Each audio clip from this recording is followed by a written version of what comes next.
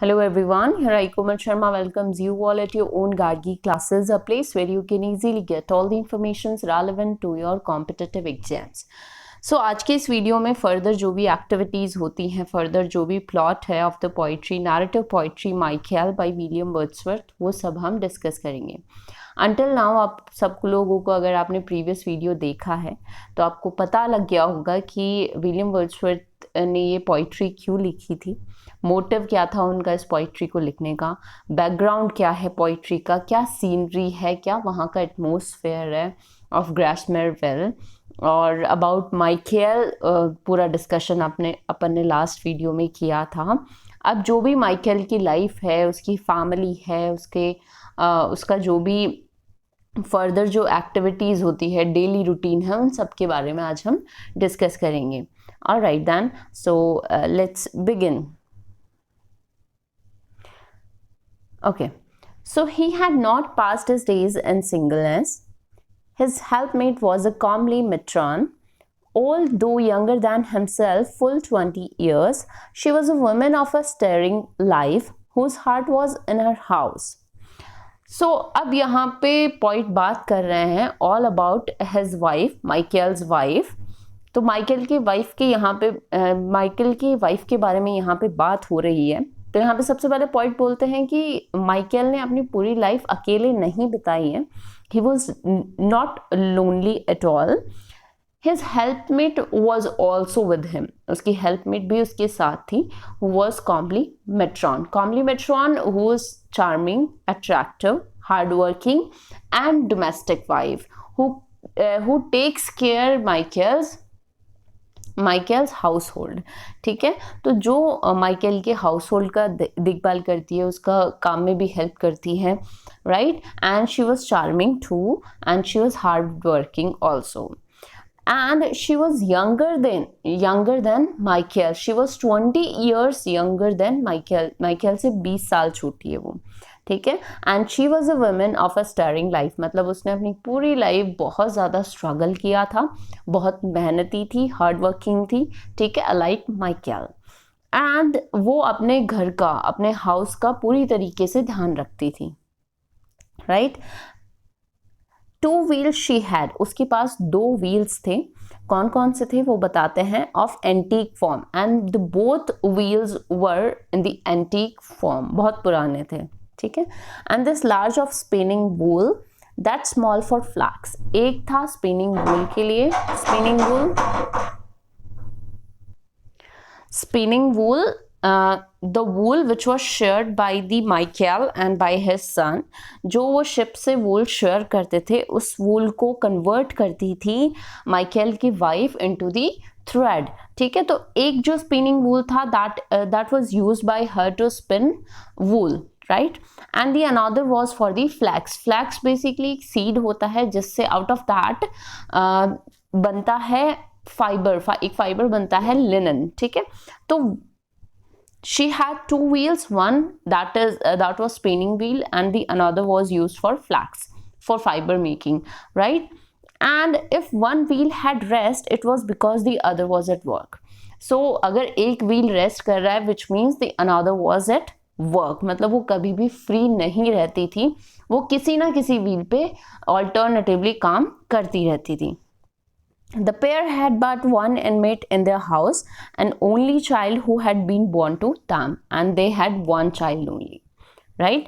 So this is all about the wife of Michael, who was hardworking, who was very domestic, who took care of Michael's house, and she had 2 wheels, one for spinning wool and the another one for flax.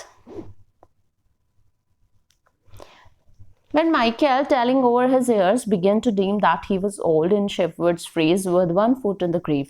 तो Michael, अब जब ये story चल रही है, that time he was too old, and this only son with 2 brave sheepdogs, tried in many a storm, the one of an inestimable worth.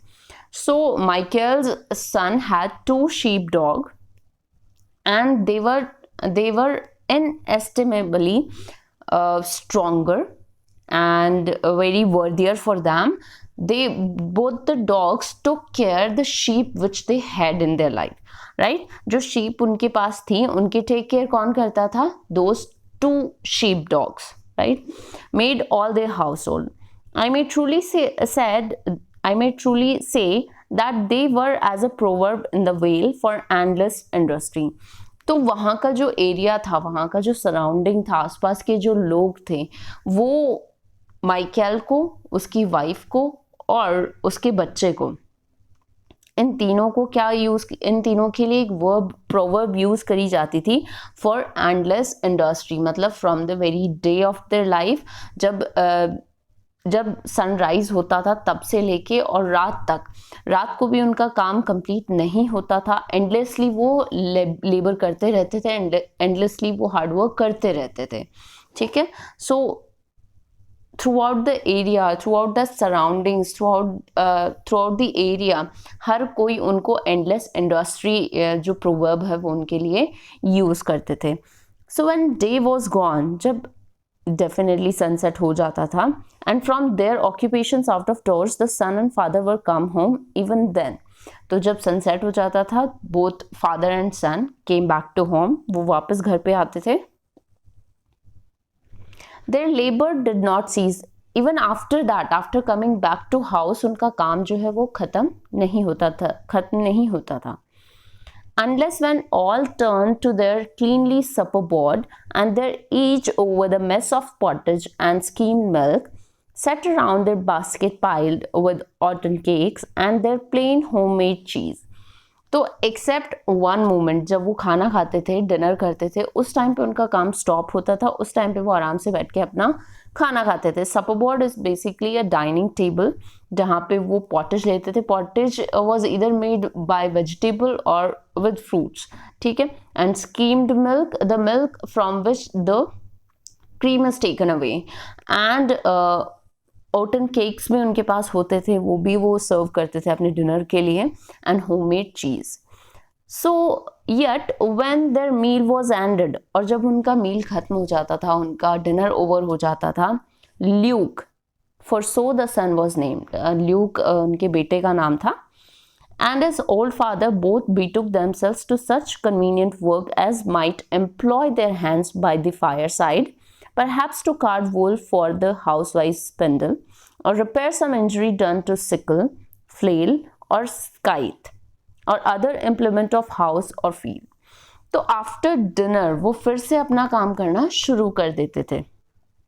After dinner वो क्या काम करते थे? एट नाइट जो भी कार्डवुल है, कार्डवुल क्या होता है basically, after sharing the wool from the sheep, sheep से जब वूल शेयर कर ली जाती थी, उसके बाद में उस वूल को अनटैंगल करने का काम करते थे, ताकि on the very next day उस अनटैंगल्ड वूल को वो थ्रेड में कन्वर्ट कर सके. माइकेल की वाइफ उस अनटैंगल्ड वूल को थ्रेड में कन्वर्ट कर सके विद हर स्पिंडल, ठीक है? स्पिंडल क्या होता है वो मैं आपको भी बताऊंगी. और क्या करते थे वो लोग, जो भी उनका फार्मिंग के जो टूल्स होते थे, सिकल, फ्लेल और स्काइथ, इन सबको रिपेयर करने का काम करते थे, राइट? अब एग्जैक्टली स्पिंडल, सिकल, फ्लेल और स्काइथ क्या होते हैं, let me show you all. So this is what we call spindle. ये स्पिंडल होता है जहाँ पे कॉटन से उस जो अनटैंगल्ड वूल जो होती है उसको थ्रेड में कन्वर्ट किया जाता है, ताकि आगे इंडस्ट्रीज में जाके, फैक्ट्रीज में जाके थ्रेड को क्लॉथ में कन्वर्ट किया जाता है, right? So this one is what we call spindle. Next is this is scythe. Scythe जो कि फार्मिंग के यूज में आता है to cut the crop, right? And next one is your flail. Flail basically use किया जाता है grain से अनवांटेड जो भी चीजें होती है उसको ग्रेन से हटाने के लिए यूज किया जाता है उसको. सो this one is flail. and this is what we call sickle. Sickle is also used to cut the crop, right? So ये sickle है, flail, scythe and spindle. इन चारों को exactly use किया जाता था, इन चारों को repair किया जाता था by Michael and his son at the time of night hours. Next, what does the poet say here? Sorry.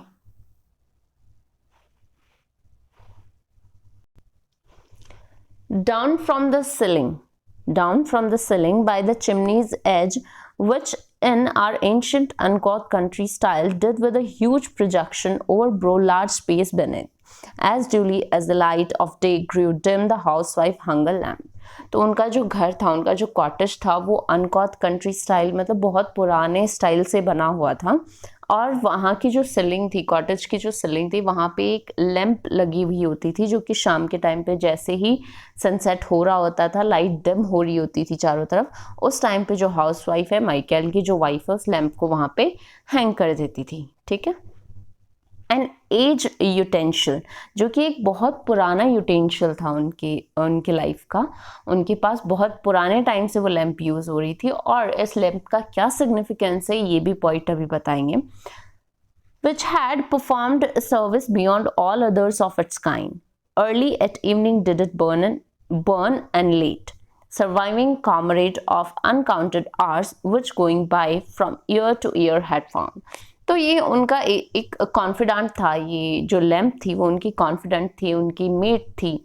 ठीक है, जो उनका हमेशा साथ देती थी थ्रू आउट नाइट, जो जल्दी ही उसको लिट कर दिया जाता था बाय द इवनिंग टाइम, और लेट एट नाइट तक वो जलती रहती थी। ठीक है, तो उनके अनकाउंटेड आवर्स का जो लेबर था, जो इंडस्ट्री, जो हार्डवर्क वो करते थे, उनका एक उनकी हेल्पमेट थी वो उसमें। ठीक है, उनका साथ देती थी हर बार वो लैम्प।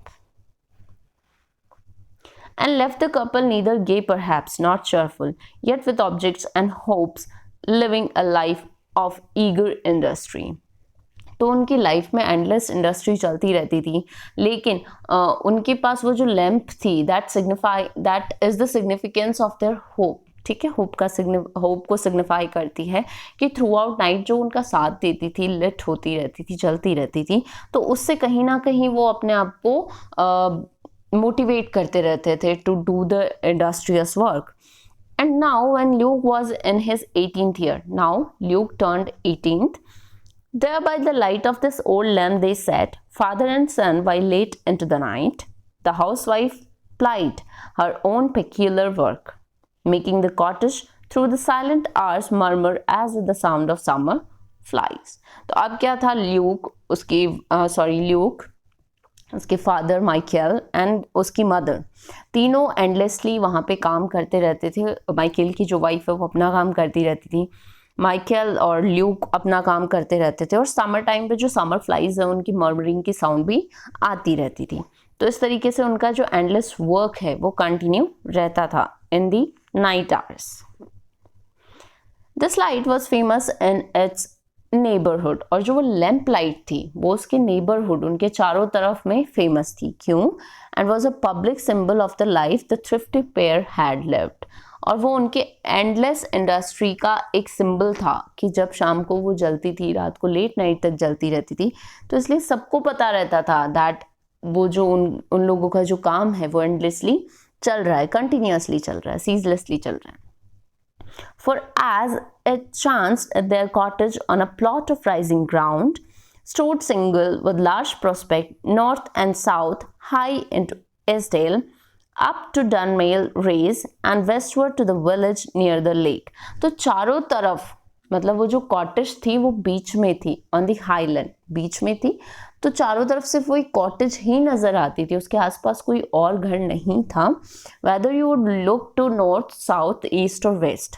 ठीक है, तो वो सेंटर्ड थी वो जो कॉटेज थी, और उसकी जो लैम्प थी उसकी वजह से हर कोई उन्हें आइडेंटिफाई करता था, हर कोई उन्हें देखता रहता था और उनसे इंस्पिरेशन भी लेता रहता था। So and from this constant light so regular and so far seen, the house itself by all who dwelt within the limits of the vale, both old and young, was named the Evening Star. And this house, this cottage, was named by the people who lived around, named as the Evening Star. So they gave this cottage the name of Evening Star just because of that lamp, क्योंकि वो lamp शाम के time पे lit होती थी और late night तक वो जलती रहती थी, जो कि सिग्निफाई करता था कि वो किस तरीके से इंडस्ट्रियस वर्क अपना कंटिन्यू कर रहे हैं थ्रू आउट नाइट। तो इस तरीके से पॉइंट यहाँ पे कंटिन्यू कर रहे हैं द स्टोरी ऑफ माइकल। यहाँ पे अब स्टोरी में आगे थोड़ा ट्विस्ट आने वाला है। मैं आपको एक चीज़ क्लियर कर दूँ, this is a tragic poetry, tragic poetry है। तो यहाँ पे अब तक तो आपको डिस्क्रिप्शन मिला था all about Michael, about his life, about his life style, about his family, सारी चीज़ें आपको पता लग चुकी हैं।